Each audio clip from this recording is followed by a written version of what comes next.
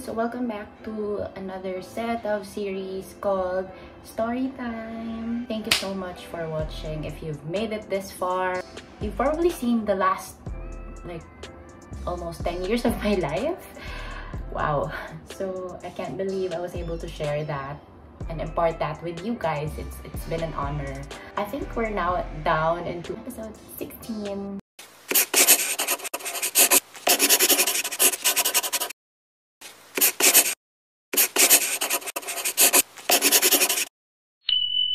Today I'll be discussing technically about Siargao. Before anything else, I know you can notice that it's a scar because nakagat ako ng aso. So yun lang, share ko lang, baka kasi ma-distract kayo. I'm almost a month here already in the island and I'm really frustrated that I'm still not that tan. I wonder why, because pre-pandemic, when I go to the beach, it will just take me, what, like 2 days of really basking under the sun and I can really achieve the tan that I wanted. But right now, I feel like I'm still white. I've been tanning, siguro that's maybe 3 to 4 times a week. Ano pag nakita kong uminit, pagkagising kong mainit, and then I'll really give up my afternoon nap and then I'll go to the beach and then tan. But I sometimes put a lot of tanning lotion, tanning oils, coconut oils, even beer in my body. I even had this one time na 12:30 ako nag-start mag-tan, but and then wala pa rin. I don't know, may gluta ba yung sunlight dito sa Siargao or something. In my past vlogs, you've noticed, and it's really a real-time story time. Hindi siya yung parang the usual that I do right now na I just retell the story of what happened. But the past 2 episodes was about what's really happening in that moment. My struggles, especially about flights and flight cancellations. Ang hirap pala talagang mag-travel during COVID. As you can see, I booked a flight from March. March, and then that was supposed to be a June flight, and then na-cancel, na-move. Basically, like a connecting flight from Manila to Davao, Davao to Siargao. But it's cancelled, so I rebooked it into a Manila-Cebu, Cebu-Siargao flight, and it's still cancelled. And then lastly, I booked a Manila to Jensen on a Cebu pack, and then Davao to Siargao, Philippine airlines. So magkaibang airlines na kasi nasi-stress na ako. Sabi ko kung mag-cancel tong isa, tapos hindi apektado yung isa. Which is yes, nag-cancel yung Davao to Siargao. I don't know why it always gets canceled. Baka ako lang ba yung nagbubook ng flight? Well, that time kasi closed borders. I ended up with a Manila to Jensen flight because I decided na to go home na lang muna. To also leave my city stuff. So, hiniwalay ko na yung cargo ko. Diba nag-impake na ako ng around March or April. So, inulit ko na naman yon kasi I divided my stuff into 2, into island stuff and city stuff. So, for city stuff, brought them home. Yung mga blazers, boots, everything. And then the rest na I don't feel like wearing anymore, I sold na. I think I was able to sell around 100 clothes, not counting shoes and bags. So, yung mga island clothes ko, which is this, mga all white, light clothes, linen, whatever, beach clothes, bikini. My flight baggage was meant for food, yung mga essentials, like laptop, skincare, ganun. Pero the rest of my stuff, naka-cargo na. Kaya hindi na rin ako sobrang na-hassle. It was supposed to be a June 20 flight, right? But then, I wasn't vaccinated yet that time, around June. So, sobrang, aside from the cancellations, rebookings, na stress ko, syempre, added pa dun yung hindi magpapapasok yung Siargao. So, kahit naman may flight ako, parang I still don't have the enough documents. So, baka makancelan din, yung mga ganon. Kasi, basta sobrang, I was even doubting my plans kung tutuloy pa ba to?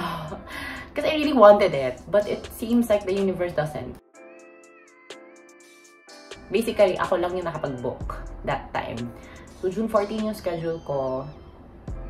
Yes, I was happy na I got booked for a vaccine, a slot for a vaccine, which is, ang hirap nga makapasok.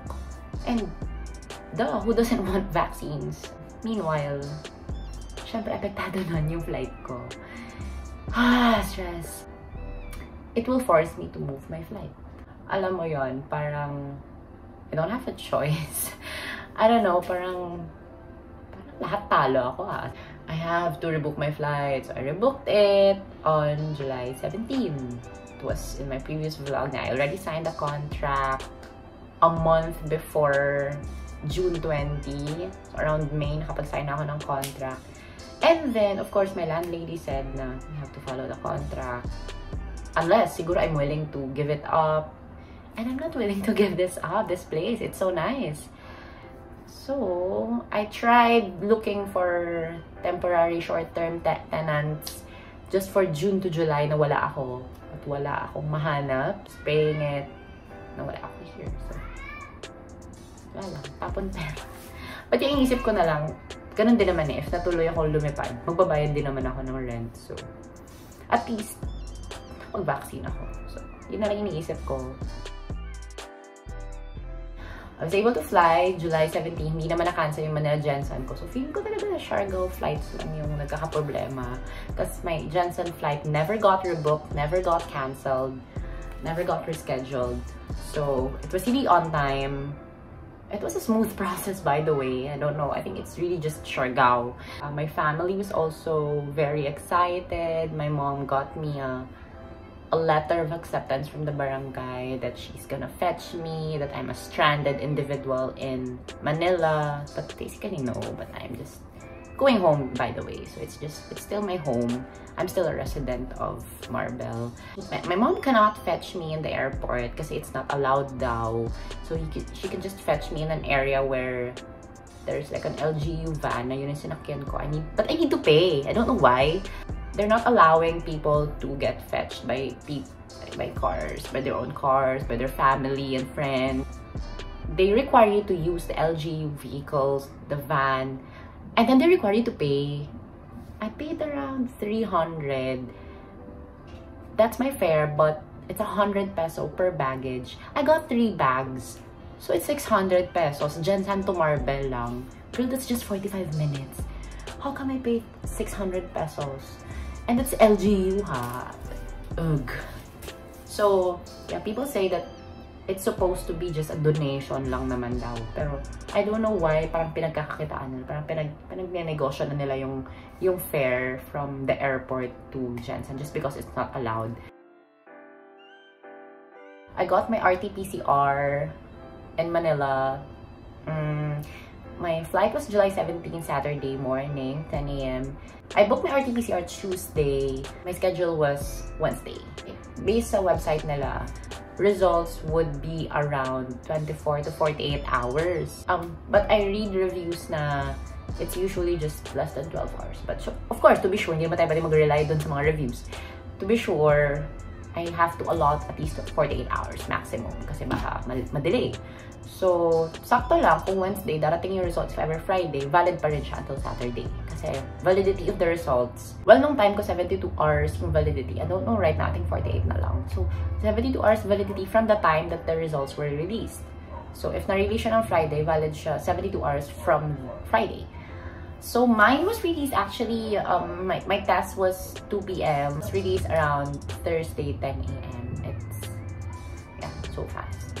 So, it didn't reach 24 hours. Yeah, it's really fast. And it's, of course, non-invasive and it's fixed kasi 2K lang. Unlike kapag RT-PCR na swab talaga, it's mahal. It's, I think, 5,000 or more. And the price varies. Yeah, it's considered, let me get this straight. Saliva test is considered an RT-PCR test. RT-PCR can either be a swab or a saliva. Swab is when you have the nasal thing and then the throat thing. But when you for saliva test, it's still RT-PCR and it's non-invasive because there's no swab. Just have to. The thing about it is it's trial and error. So kapag hindi na nagustuhan yung laway, sorry, medyo baboy ha. pag hindi nila gustuhan yung color ng laway mo, you have to pour it again and then have to do it again. So, kahit mag-isang oras ka dyan, kahit mag-isang araw ka dyan nagdumudura, kailangan ma-please mo sila. But in my case naman, naka-round 2 ako. Ligwak ako sa first round, di na lang bet. In the Philippines, there's different protocols and rules naman for every LGU. But in my case, a Gen-Z, and I'm going home, I'm not a tourist. That's it, RT-PCR, and then a letter from the barangay, which my mom got me.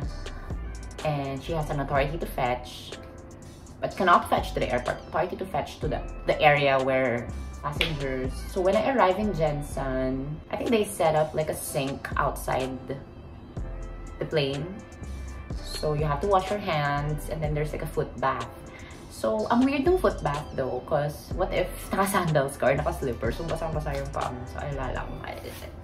Though I didn't find anyone wearing sandals though, but yeah, naka-shoes naman ako. But wala lang, weird lang siya if you're wearing sandals or slippers on a flight and then you have a foot bath. You have to line up to a specific town you're going to. In my case, I'm going to Marbel. Some kasi are from Jensen, from Siargao. Contact trace sila there, so you have to just to fill up your name, address. That's it I do. Oh, I got my baggage already, and that's it. So after that, ng pagkalabas, actually, I'm not sure if it's really required na dun sumakay sa LGU van. Kasi pagkalabas, wala namang nag-guide sa akin na, ma'am, dapat dito tayo pupunta. Ganun. So, I'm not sure if ever sinundo ako ng nanay ko that time, kung if it could be allowed sana. Cause parang wala naman. Parang ako na yung lumapit dun sa van to like say na ako yung nasasakay ako. I was supposed to be in quarantine for 14 days, but then I'm vaccinated, so wala na siya. Parang hindi na siya na-follow. After 7 days, if I have symptoms, I would be quarantined. I'm not sure. I think I would either be quarantined from that day or I will be tested. Since my Davao to Siargao flight was cancelled already, mahal na, and naiinis ako kasi makakancelan din naman ulit. And of course, when it's a flight, mas maraming requirements. So sabi ko, magla-land trip na lang ako, bahala na. Which is around 12 hours. So I've tried it before with my dad, which is a private car, but I haven't tried commuting and alone. So good luck. A friend of mine, Elaine, posted in Facebook na she's going back to Siargao. She's from here, from Davao, and she's bringing a car. So kung sinong gustong sumabay. So of course, since kakilala ko, sabi ko, go na ako, ganon. The date was supposed to be August 1. Elaine suddenly messaged me, siguro mga last week of July, na I think she might extend in Davao, so she might go to Siargao around August 8 pa. There was this rumors na baka mag-ECQ ang Manila, Davao, Cebu. So, ako na medyo trauma-trauma na ako sa mga cancelled flights, moved travel dates. Sabi ko, hindi. Kailangan ko na pumunta by hook or by crook. So, hindi alam to ng nanay ko. But, this is what actually happened.